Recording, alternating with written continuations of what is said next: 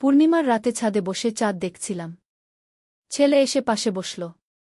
বলল, মা, চাঁদ কত সুন্দর, তাই না? আমি বললাম, হ্যাঁ, পূর্ণিমার চাঁদ সবসময় সুন্দর। সে বলল, কিন্তু তোমার চেয়ে সুন্দর নয়। আমি হেসে বললাম, মিষ্টি কথা বলতে ভালো পারিস। হঠাৎ মেঘে চাঁদ ঢেকে গেল। ছাদটা অন্ধকার হয়ে গেল। সে আমার হাত ধরল, বলে, মা, ভয় পাচ্ছ? আমি বললাম, না, তুমি তো আছো। চাঁদ আবার বেরিয়ে এলো মেঘের আড়াল থেকে। চাঁদের আলো আমাদের দুজনের উপর পড়ল। সে আমার দিকে তাকিয়ে বলল, মা, এই চাঁদের আলো তুমি কত সুন্দর দেখাচ্ছ। তারপর হঠাৎ গম্ভীর হয়ে বলল, আমি তোমাকে কিছু বলতে চাই। আমি বললাম, কি বলবি? মা, এই চাঁদের মতোই তুমি আমার জীবনে আলো এনেছ। কিন্তু এখন আমি তোমাকে শুধু মা হিসেবে নয়, একজন নারী হিসেবে ভালোবাসি। তুমি আমার স্ত্রী হও। আমরা এই চাঁদের সাক্ষীতে নতুন জীবন শুরু করি। চাঁদের আলো আমার চোখে জল চিকচিক করতে লাগল। এই গল্পটি সম্পূর্ণ শুনলে আপনাদের পানি অটোমেটিক বের হয়ে যাবে, সো যত দ্রুত সম্ভব হাতের কাছে টিস্যু নিয়ে বসে পড়ো। বিছানার চাদর যেন নষ্ট না হয় সেটা সম্পূর্ণ খেয়াল রাখার অনুরোধ জানিয়ে গল্পটি এখন শুরু করব। তার আগে সর্বশেষ অনুরোধ, দয়া করে এমন পানি বের করার গল্প নিয়মিত শুনতে আমাদের চ্যানেলটি সকলেই সাবস্ক্রাইব করুন। ধন্যবাদ। হ্যালো বন্ধুরা, আমার নাম মিতালি দাস। আমার বয়স 40 বছর। আমার স্বামীর নাম রবিন দাস, বয়স 43 বছর। আমাদের 2 সন্তান, রিয়ান আর রিতা। রিয়ান 21 বছর বয়সী, বিশ্ববিদ্যালয়ে পড়ে। রিতা 14 বছর বয়সী, স্কুলে যায়। আজকের যে ঘটনাটা আপনাদের বলবো সেটা আমার জীবনের সবচেয়ে রহস্যময় এবং রোমাঞ্চকর অভিজ্ঞতা। যখন আমি প্রথম এই ঘটনার মুখোমুখি হয়েছিলাম, তখন মনে হয়েছিল যেন আমি কোনো অদ্ভুত স্বপ্নের ভেতর আছি। কিন্তু পরে যা যা ঘটেছে সেগুলো আমার পুরো পরিবারের জীবন বদলে দিয়েছে। সেদিন ছিল শীতের একটা সন্ধ্যা। বাইরে হালকা কুয়াশা পড়েছে। ঘড়িতে তখন সন্ধ্যা 7টা বাজে। আমি রান্নাঘরে রাতের খাবার তৈরি করছিলাম। হঠাৎ রিয়ান এসে আমার পাশে দাঁড়াল। তার চোখে একটা অদ্ভুত চাঞ্চল্য। সে বলল, মা, তুমি কি জানো আমাদের বাড়ির তলায় কি আছে? আমি অবাক হয়ে বললাম, মাটি ছাড়া আর কি থাকবে? কেন এমন প্রশ্ন করছিস? রিয়ান রহস্যজনক ভঙ্গিতে বলল, মা, আজ দুপুরে যখন তুমি বাজারে গিয়েছিলে, তখন আমি বাগানে পানি দিতে গিয়েছিলাম। সেখানে একটা অদ্ভুত শব্দ পেলাম। মাটির নিচ থেকে যেন কে কথা বলছে। আমি হেসে বললাম, বাবা, তুই নিশ্চয়ই ভুল শুনেছিস। হয়তো পাশের বাড়ি থেকে কোনো শব্দ এসেছে।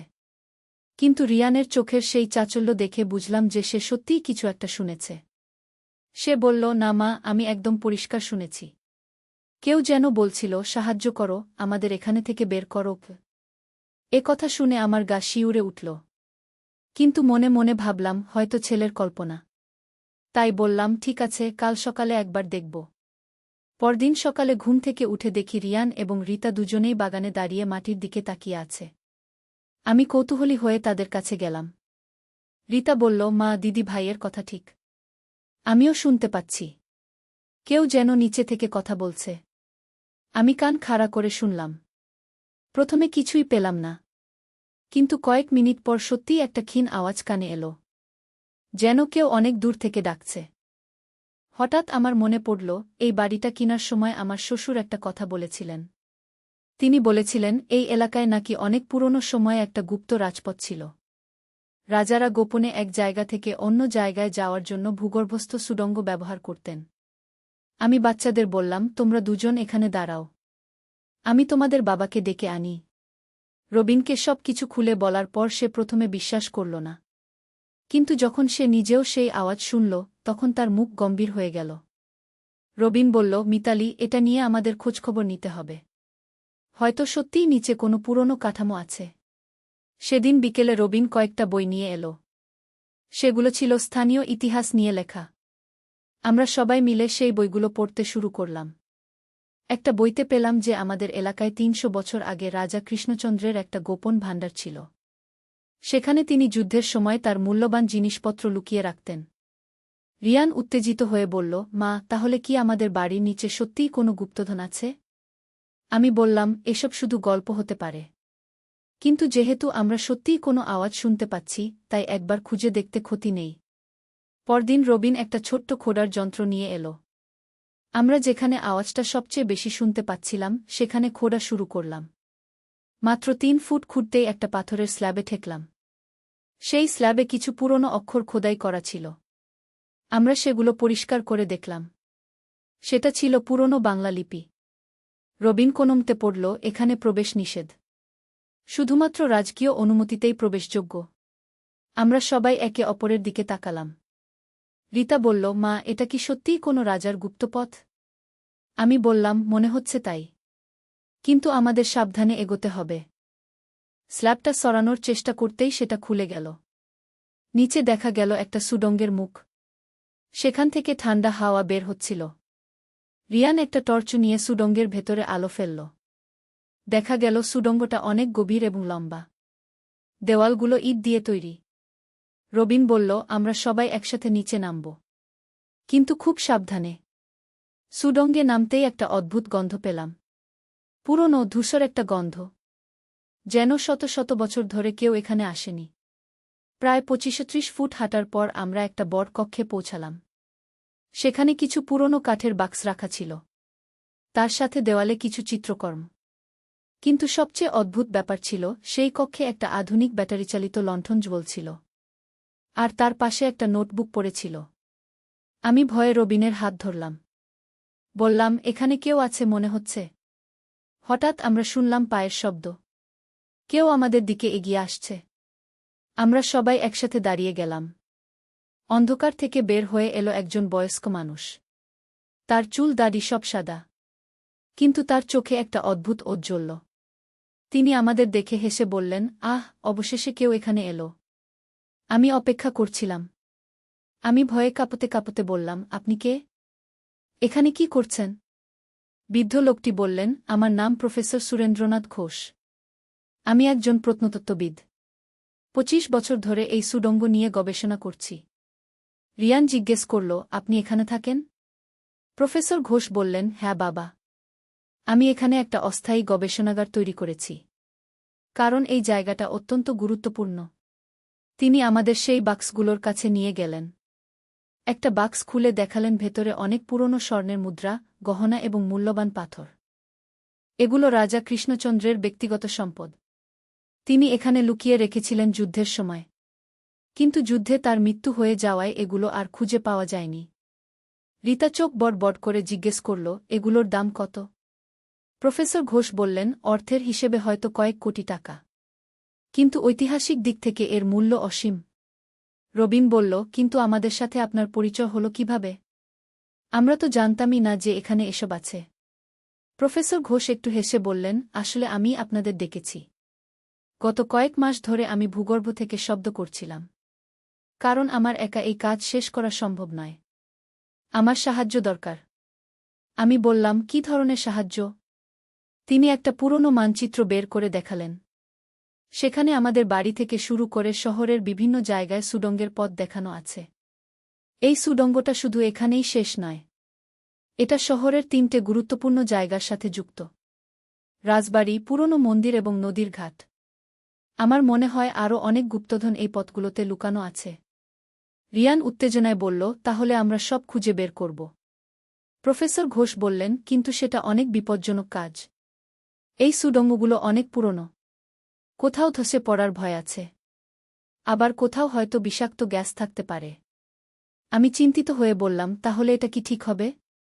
তিনি বললেন, আপনাদের পরিবারের সবার সাহায্য পেলে আমি এই কাজটা নিরাপদে শেষ করতে পারি। এবং যা পাওয়া যাবে সেটা আমরা সরকারের হাতে তুলে দেব। বিনিময়ে আপনারা একটা ভালো পুরস্কার পাবেন। রবিন এবং আমি একে অন্যের দিকে তাকালাম।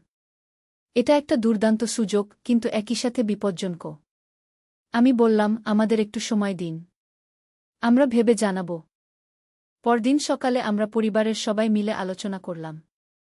রিয়ান এবং রীতা দুজনেই এই অ্যাডভেঞ্চারে যেতে চায়।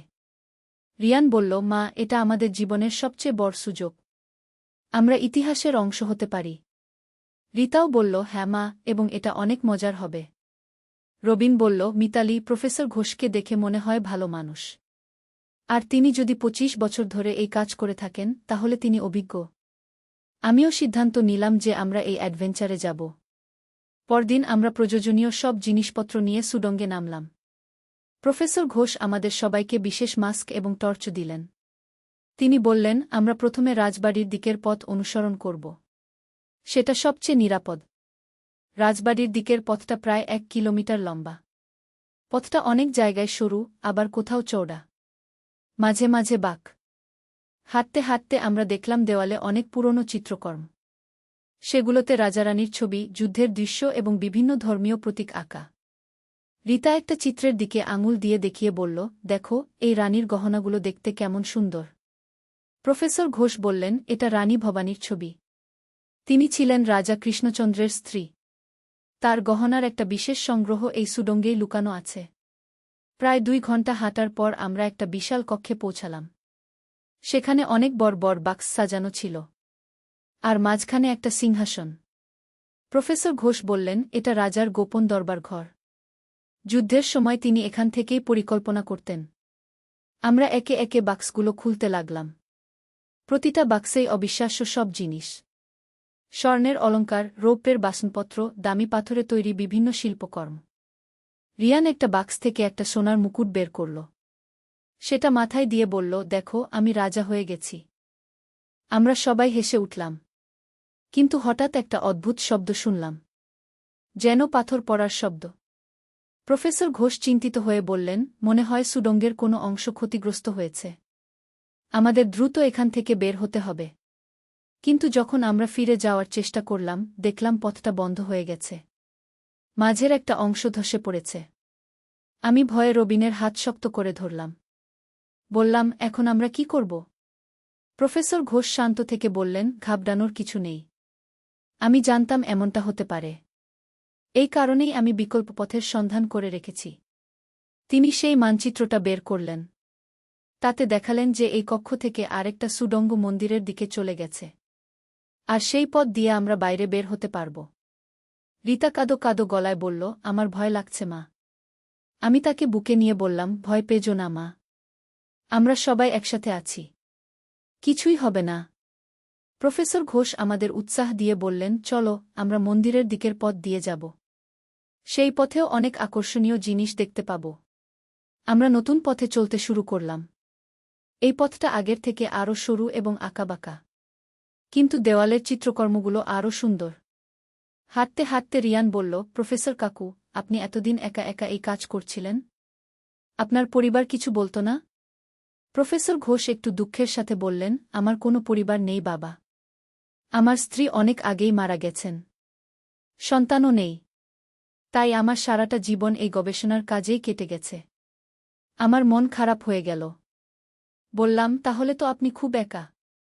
তিনি হেসে বললেন, এখন আর একা নেই। আপনাদের পেয়েছি যে।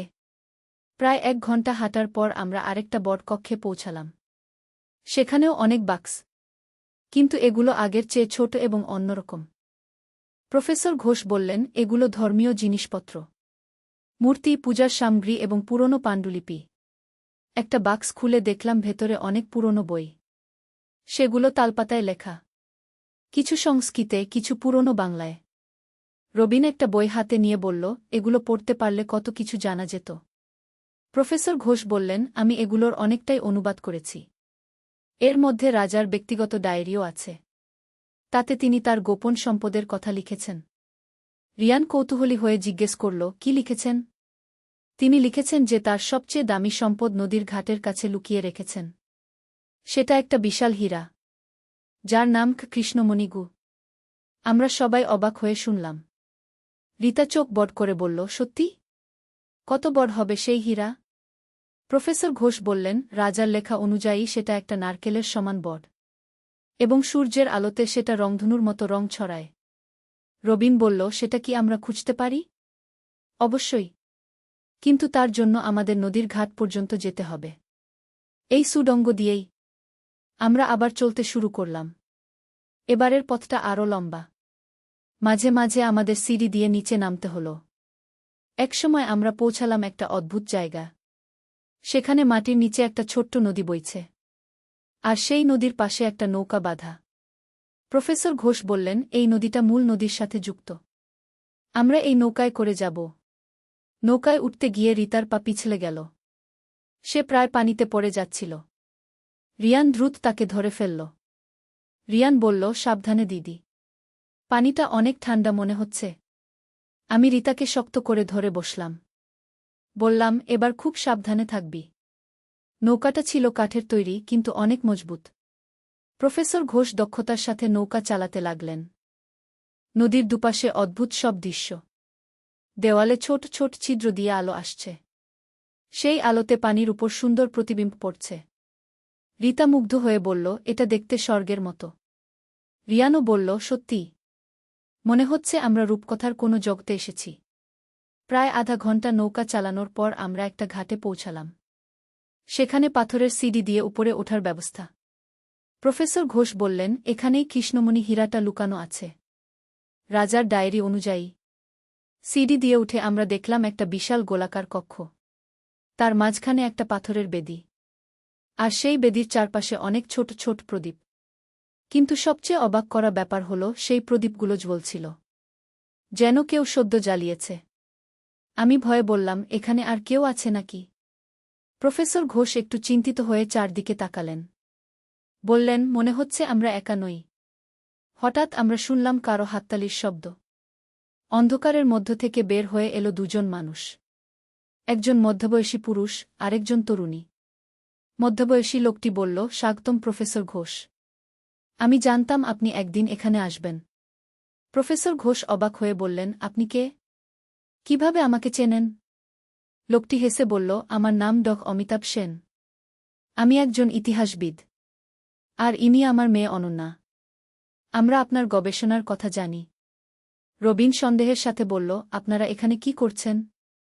অনন্যা এগিয়ে এসে বলল, আমরাও এই গুপ্তধনের খোঁজ করছি। কিন্তু আমাদের উদ্দেশ্য ভালো। আমরা এগুলো জাদুঘরে রাখতে চাই। প্রফেসর ঘোষ বললেন, তাহলে আমরা সবাই মিলে কাজ করতে পারি। সেন বললেন, অবশ্যই। আমরা ইতিমধ্যে কৃষ্ণমণি হীরাটা খুঁজে পেয়েছি। তিনি বেদির দিকে এগিয়ে গেলেন। সেখানে একটা গোপন চাবি ছিল। সেটা টিপতেই বেদির মাঝখানের অংশটা খুলে গেল। ভেতর থেকে বের হলো একটা কাচের বাক্স। তার মধ্যে একটা বিশাল নীল হীরা। সূর্যের আলোতে সেটা চকচক করছিল। আমরা সবাই মন্ত্রমুগ্ধের মতো তাকিয়ে রইলাম। রিতা ফিসফিস করে বলল, কি সুন্দর। অনন্যা বলল, এই হীরাটার ওজন প্রায় 500 ক্যারেট। পৃথিবীর সবচেয়ে দামি হীরাগুলোর মধ্যে একটা। রিয়ান জিজ্ঞেস করল, এর দাম কত হবে?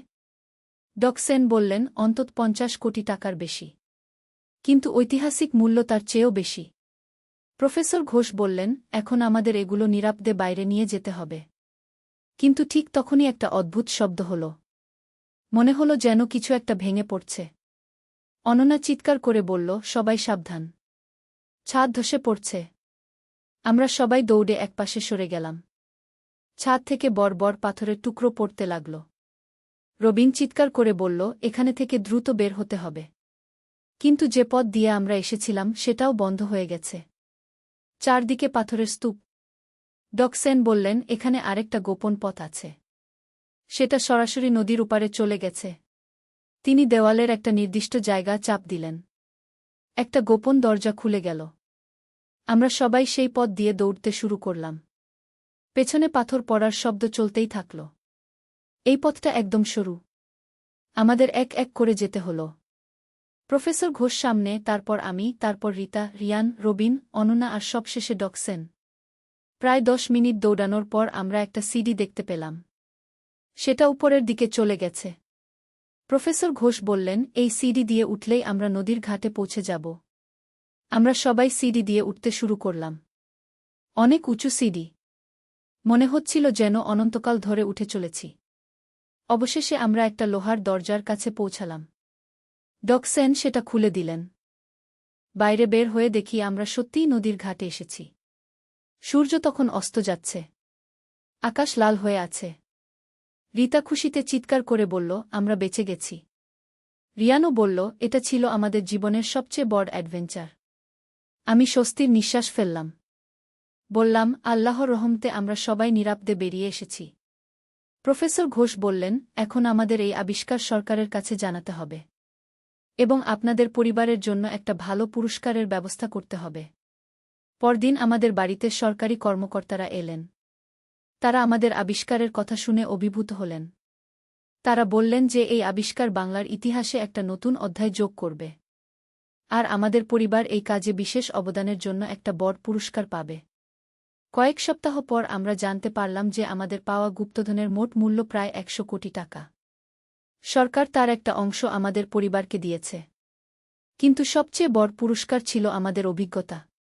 আমরা এক রাতেই ইতিহাসের সাক্ষী হয়েছিলাম। প্রফেসর ঘোষ এখন আমাদের পরিবারের একজন সদস্যের মতো। তিনি প্রায়ই আমাদের বাড়িতে আসেন। আর আমরা তাকে দাদুর মতো ভালোবাসি। ডক সেন এবং অনন্যাও আমাদের ভালো বন্ধু হয়ে গেছে। আমরা মাঝে মাঝে একসাথে পিকনিক করি। আজ যখন আমি এই গল্পটা বলছি তখনও আমার গা শিউরে উঠে। মনে হয় যেন সব কটা দিন আগের কথা। রিয়ান এখন ইতিহাস বিষয় নিয়ে পড়াশোনা করতে চায়। বলে, মা, আমিও প্রফেসর ঘোষের মতো প্রত্নতত্ত্ববিদ হব। রিতাও বলে, আমি জাদুঘরে কাজ করব। মানুষদের এই সব পুরনো জিনিসের কথা বলবো। আমার মনে হয় আমাদের এই অভিজ্ঞতা শুধু আমাদের জীবন বদলায়নি, বরং আমাদের পরবর্তী প্রজন্মের জীবনেও প্রভাব ফেলবে। যারা আমার এই গল্প শুনছেন তাদের বলি, জীবনে অনেক সময় এমন সব সুযোগ আসে যেগুলো অবিশ্বাস্য মনে হয়। কিন্তু সেগুলোকে গ্রহণ করার সাহস থাকলে জীবনে অনেক সুন্দর অভিজ্ঞতা হয়। আমাদের পরিবারের সেই রাতের অভিজ্ঞতা আমাদের শিখিয়েছে যে পরিবার হচ্ছে সবচেয়ে বড় শক্তি। যে কোনো বিপদে পরিবারের সবাই একসাথে থাকলে কোনো কিছুই অসম্ভব নয়। আর হ্যাঁ, আমাদের বাড়ির সেই বাগানটা এখনও আছে। তবে সেই সুড়ঙ্গের মুখটা সরকার সিল করে দিয়েছে নিরাপত্তার জন্য। কিন্তু মাঝে মাঝে রাতে যখন চাঁদের আলো সেই বাগানে পড়ে, তখন আমার মনে হয় যেন সেই রহস্যময় যুগের কিছু প্রভাব এখনও বাতাসে ভেসে বেড়ায়। এই ছিল আমাদের পরিবারের সেই অবিশ্বাস্য রহস্যময় অ্যাডভেঞ্চারের গল্প, যেটা আমাদের জীবনকে চিরতরে বদলে দিয়েছে। আশা করি আপনাদের গল্পটা ভালো লেগেছে। আর হ্যাঁ, এই গল্প শোনার পর আপনাদের চোখেও নিশ্চয়ই খুশির জল এসেছে। কারণ এমন সুখের শেষ সবসময় আনন্দাশ্রু নিয়ে আসে।